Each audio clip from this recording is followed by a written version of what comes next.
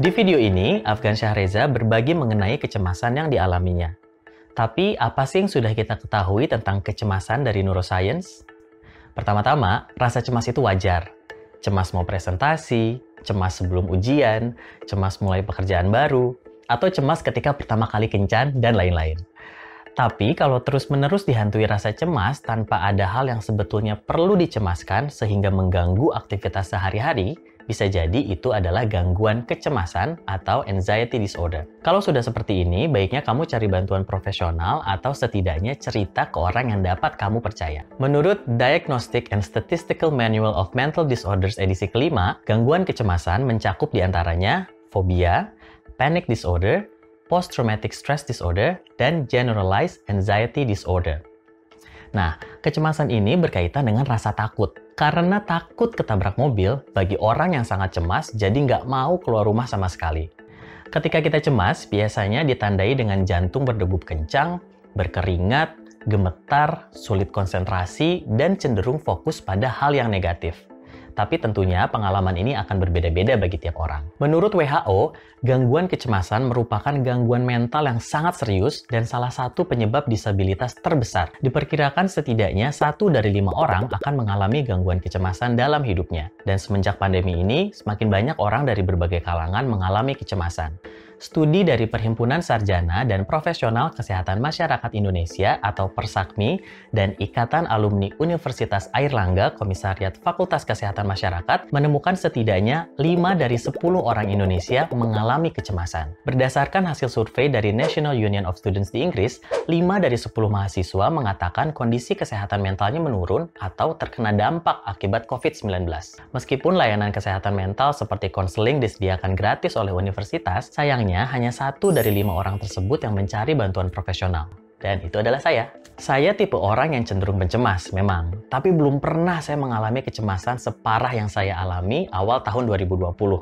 Tinggal di London tanpa teman dan keluarga, culture shock, kembali ke bangku perkuliahan, lalu pandemi terjadi, 2 minggu mengalami gejala COVID-19, duit pas-pasan karena tempat saya bekerja paruh waktu tutup, mengalami pengalaman tidak menyenangkan terkait rasisme, dan laboratorium tutup sehingga penelitian saya terhenti.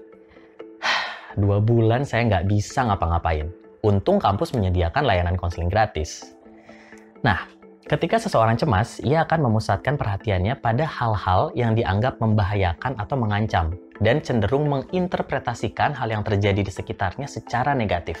Banyak penelitian menunjukkan bahwa pada orang dengan tingkat kecemasan yang relatif tinggi, bahkan ekspresi wajah netral diinterpretasikan sebagai hal yang negatif atau bahkan mengancam. Berdasarkan Attentional Control Theory, hal ini disebabkan oleh pemrosesan informasi yang tidak efisien di dalam otak, sehingga sulit konsentrasi dan mudah terdistraksi oleh hal yang tidak relevan. Kalau kondisi ini dialami oleh remaja usia sekolah, akan berdampak pada prestasinya di sekolah dan lebih rentan terhadap gangguan mental lainnya.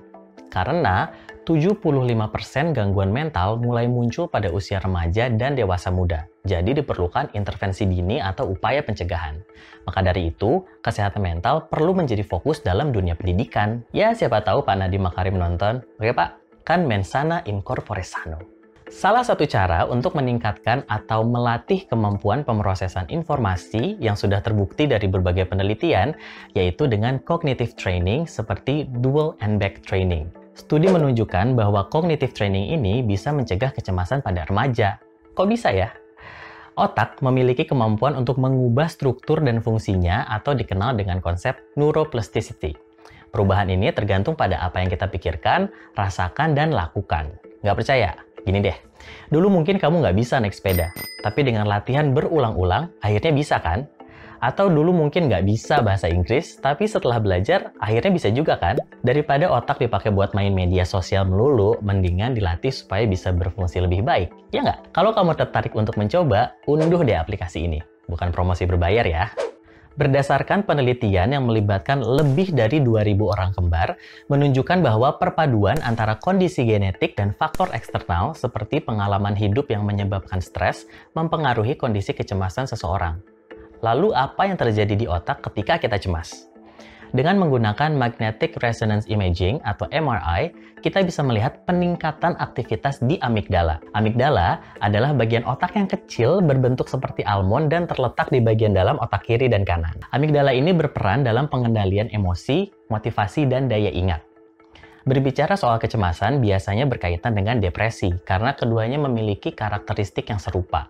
Saya akan bahas soal depresi di video berikutnya aja ya. Akhir kata, karena setiap orang itu unik, jadi apa yang membuat cemas bagi setiap orang berbeda-beda.